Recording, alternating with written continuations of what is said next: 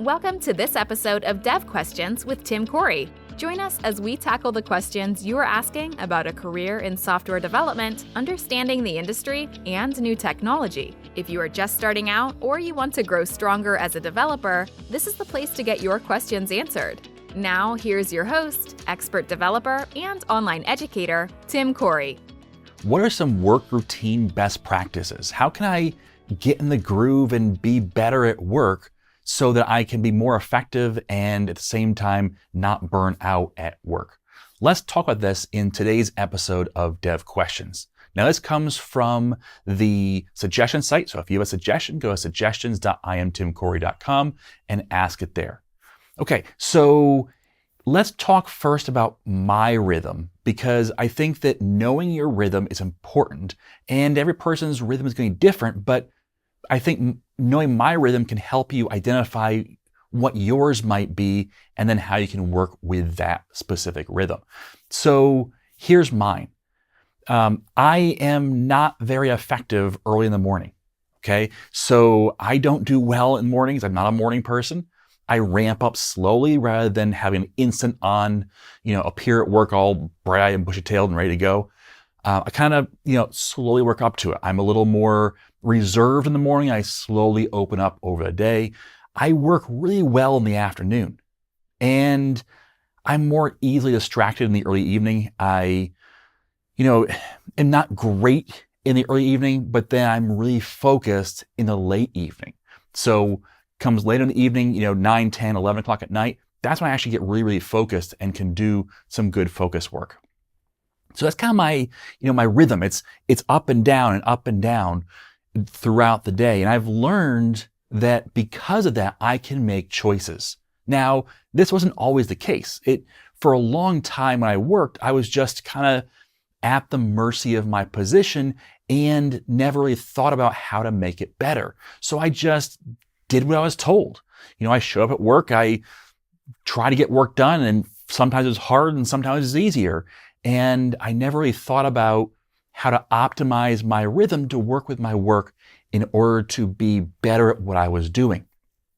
It wasn't until I started to identify these patterns and realize, I could make some changes that would just shift things around, but would make me more efficient and more effective and not fight against my body's natural rhythms at work.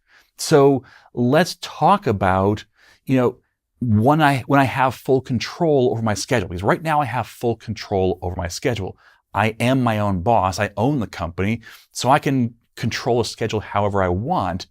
And this is not normal. This is not how I have lived my entire life. But since I have full control, you can kind of see what that might look like if you could fully control. And they'll kind of back it back into, you have a 9 to 5 or you have an 8 to 5. So what does it mean for being locked into a certain thing?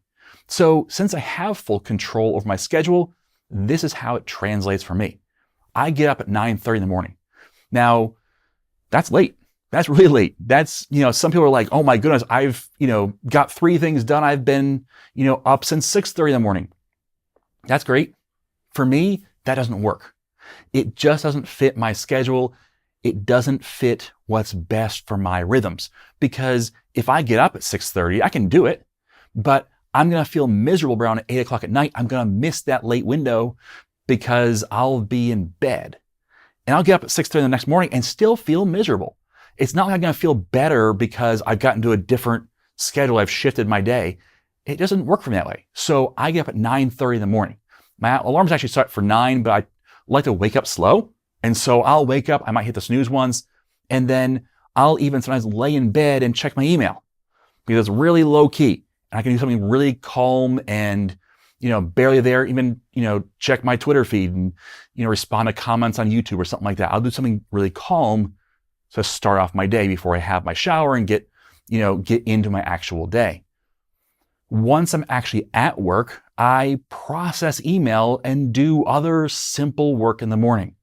I find that email is more mindless, or even responding to a lot of YouTube comments, not all of them, but a lot of comments where people are saying, hey, thank you for this. I really appreciate it. I can respond to those without having to, really think hard about it. You're welcome. I'm so glad it was helpful. Those kind of things. I don't have to think about code and figure out, a good way to respond or does this work with that? I don't have to do that. Now, some comments require some of that, and so I'll leave those for later. But I try and do the easier stuff that just gets out of the way and allows me to ramp up my brain processing power. I'll also run errands in the morning. So if I have an errand to run, I'll try to do that in the morning. Like I get up and then I go do that errand. For example, once a week I get allergy shots. So I've been on allergy shots for 2 years now, I think. It's a year or two, I forget. I'm gonna be on for a while because I'm allergic to everything. And we're working on getting that under control.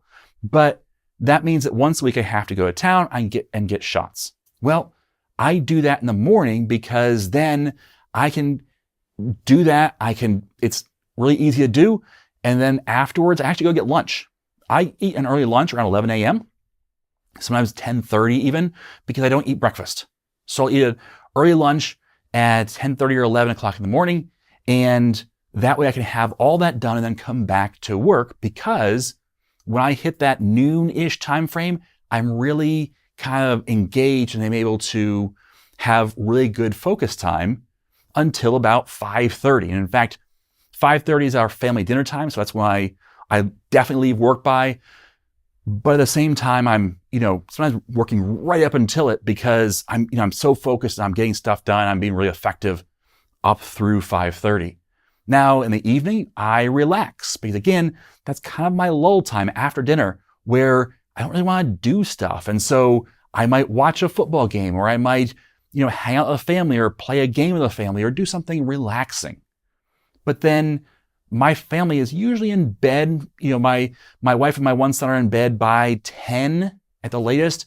My other son's off in his room doing stuff. So I'm usually alone by around 10. So I'll go out to the office and I'll maybe watch a movie or I'll do something, but I find myself typically doing some work between 10 p.m. and 1 a.m. because that is a time when I'm not only very focused, I'm also wanting to engage. So my big engagements are after lunch until about 5:30, and then from 10 p.m. to 1 a.m. Those are my windows where I'm really good. And I can stretch either side of either of those, but those are my windows, and that's where I plan to get most of my focused time in. That's when I plan on getting the work done that takes the most mental energy from me. So that's my rhythm, and that's what I get to control. And that allows me to have a healthy schedule that works well for my body, that makes me feel good, that gives me breaks in the middle of the day, which allows me to see the sun and to, be out in the world instead of just stuck in my office. And at the same time, do that during the times when I would naturally not be as engaged with deep mental energy. So that's not going to work necessarily for you if you don't have full control over your schedule. But as you can see, by rearranging some things, I get a lot of work done. So how can you do that? So when you're locked into a certain work hour, there's still things you can do to help yourself out. And I've done this at jobs. And I carry some of these over still into this job. For example, number one, the most important thing, the thing that I have found has been so helpful, is to work in batches. When I am recording a course, I don't answer email. I don't respond to text messages. I don't even usually have my phone on. I don't do other things. I focus in on that, and I'll do that for 5-6 hours at a time, where I'm just doing that. And that might be my whole day, because I also have to let my voice recover and let my brain recover and just get out of the office. So by working in batches, then after I'm done a course or done recording the course, I might go back and go through all my email, where I'll, respond to a bunch of emails all at once. And then I'll go and talk to my coworkers and have a bunch of meetings and do all that at once. For you, that process might be to go through emails for 30 minutes in the morning and 30 minutes in the afternoon and say that's all the times I'm going to do email. So if I'm in at 8 o'clock in the morning, I'm going to do email from 8 to 8:30 and then again from 1 to 1:30. And that's it. Because by doing that, what happens is if you check your email all the time or respond right away to email, well, that pulls you away from something else. And so what you have is this fragmented day where you have little chunks here, little chunks there that are pulled out. And the problem is that when you do an email or when you do something else that distracts you for just a little bit, it's not just that little bit of distraction. It's that little bit of distraction plus all the time it takes to get re-engaged back with what you're doing.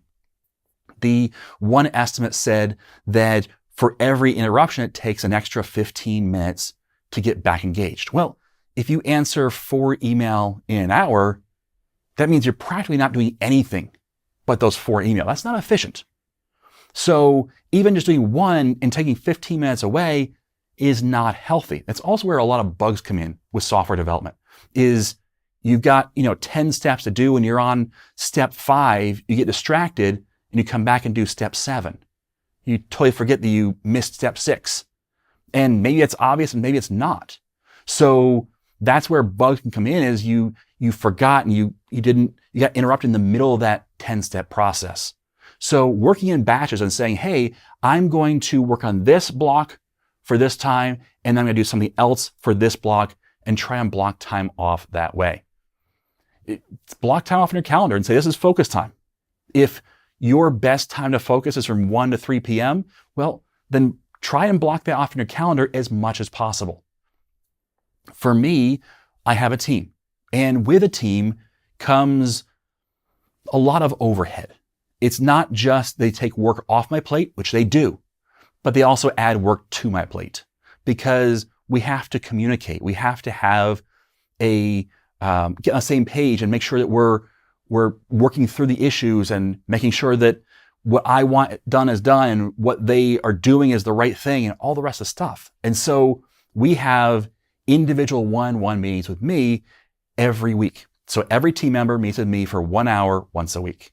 Well, that's 4 hours of team meetings, and you can't really put a team meeting, one meeting next to the other meeting because you need to have some transition time, especially for things to go over or things, like get a bathroom break in between, those kind of things. So what I do is I put all of my meetings on Monday, which is the same day I get my allergy shot. So I get my allergy shot, I get my lunch, I come back, I have meeting 1, meeting 2, I have some free time, I have meeting 3, I have meeting 4. The day is pretty much done. But what does that do? It frees up Tuesday, Wednesday, Thursday, Friday, where I'm not having those team meetings. So if I just allowed team meetings to happen whenever, well, I'd have one on Monday, I'd have one on Tuesday, one on Thursday, and one on Friday. Well, that's going to break up every day. I'm not going to have big chunks of time anywhere because that's not the only meetings I have. I have meetings with, my accountant or my lawyer or some, person's working for me on a contract basis. Well, if I allow those to happen whenever, then I have a schedule that's dotted with meetings. And some of you might say, yeah, Tim, that looks like what I do. And sometimes you're not in control of that.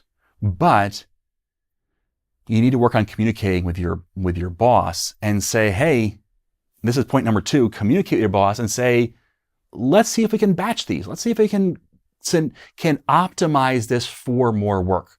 I see companies where developers spend more time in meetings than they do developing. This is true from large companies to small companies.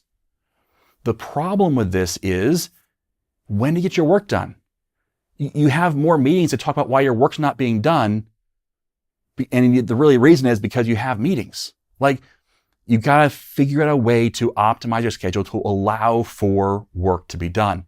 And so part of that is communicating with your boss, communicating with your peers and saying, hey, I know you want to do this on Thursday, but can we move this to a Tuesday because that's my batch day. That's my administrative day. That's the day I want to try and do all my meetings. And maybe have a team day where everybody in the team is trying to put meetings on a specific day as opposed to whenever they find a free spot. So Communicate with your boss. Communicate with your boss, hey, I'm going to block out certain parts of my calendar that are for me to focus. I'm going to choose the times that work best with my rhythm so that if I'm a morning person, I'm going to block off 8 to 10, 3 days a week and say, that's my time. I'm going to come in and focus on just doing this work. So communication is important. Batching is important. Number 3, try and clump those meetings. That's, I've covered that already, but try and get things together so that you have these clumps rather than spread out, fragmented calendars. Number 4, use small gaps for quick tasks. So you're going to have fragmentation. You're going to have gaps. You're going to have weird areas. On my meeting days on Monday, I try and put half an hour at least in between every 1 hour meeting. So sometimes things go over. That happens. But if they don't go over, I have half an hour. Well, I use that half an hour to take a break, take a walk, get a drink of water, or otherwise, just be out and about. But if I have the time, I also try to respond to YouTube comments, respond to an email or two, check my task list and see if there's anything quick I can do. Because I could do those quick things whenever. But if I do them in the gaps where that's all I can do, well, I have more free time to do the larger things because those little things have been done.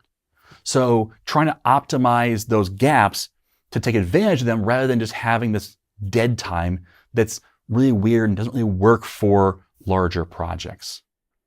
So these principles apply to your daily routine, they apply to your weekly routine, they apply to your monthly routines as well.